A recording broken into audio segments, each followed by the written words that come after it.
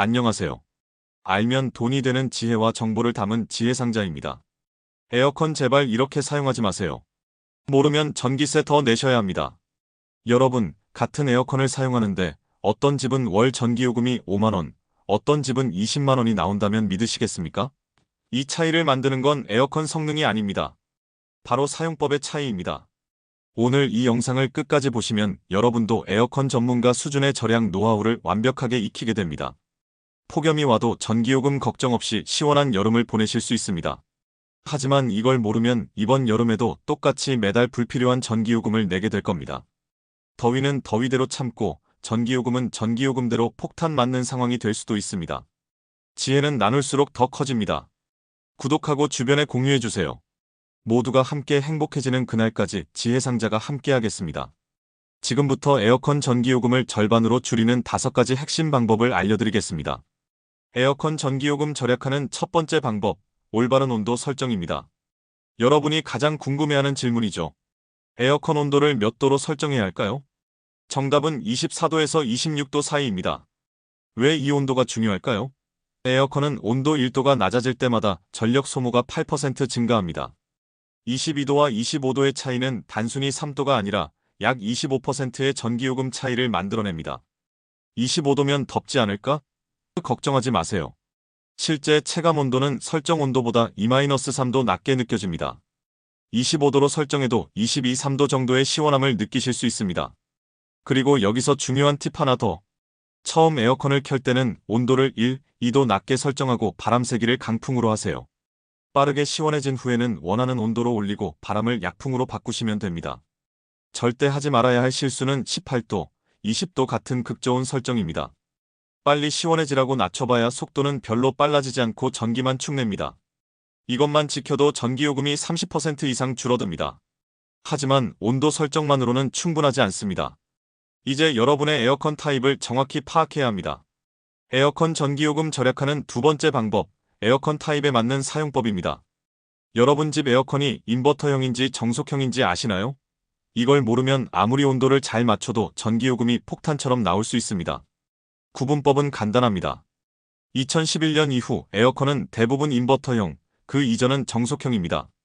확실하지 않다면 제품 뒷면 라벨이나 모델명을 검색해보세요. 인버터형은 반복해서 끄고 켜는 것보다 계속 켜두는 것이 더 효율적입니다. 인버터형은 정속형을 보완해서 나온 똑똑한 에어컨으로 설정 온도에 도달하면 살살 돌면서 유지해줍니다. 그런데 껐다 켜면 다시 열심히 돌아야 해서 전기를 더 많이 먹습니다. 핵심은 90분입니다. 90분 미만 외출할 때는 켜두시고 90분 이상 외출할 때는 끄세요. 마트나 병원 가는 정도는 그냥 켜두시는 게 좋습니다. 정속형은 껐다 켜는 게 절약입니다. 이 타입은 단순해서 풀파워 아니면 완전 정지 둘 중 하나만 알거든요. 그래서 2-3시간 정도 켜서 시원하게 만든 다음 끄고 다시 더워지면 켜는 방식이 효율적입니다. 기억하세요. 2011년 이후는 켜두기, 그 이전은 껐다 켜기입니다. 이제 타입별 사용법을 터득하셨죠? 그런데 사용법만큼 중요한 게 하나 더 있습니다. 바로 바람 방향입니다. 에어컨 전기요금 절약하는 세 번째 방법, 바람 방향과 공기순환 최적화입니다.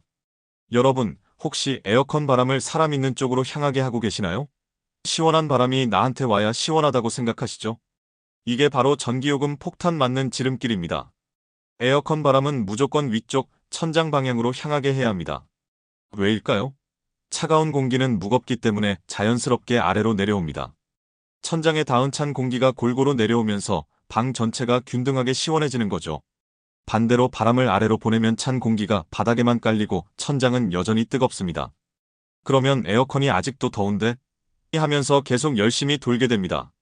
그리고 리모컨에서 바람 방향을 확산 모드나 스윙 모드로 설정하세요. 바람이 골고루 퍼져야 효과적입니다.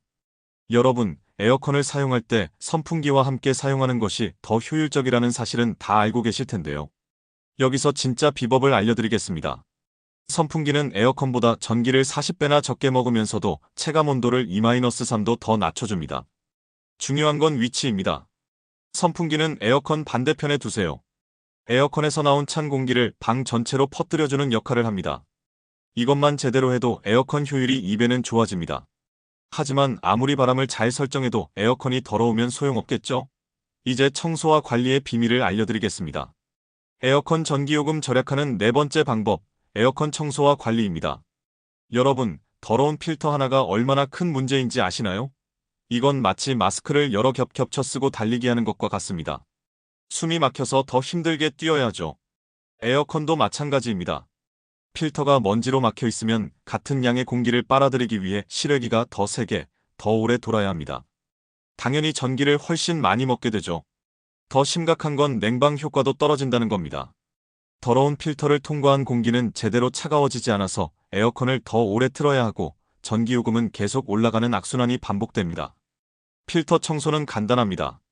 에어컨 전원을 끄고 필터를 꺼내서 미지근한 물에 씻어주신 다음 그늘에서 완전히 말리시면 됩니다. 2주에 한 번씩 해주세요.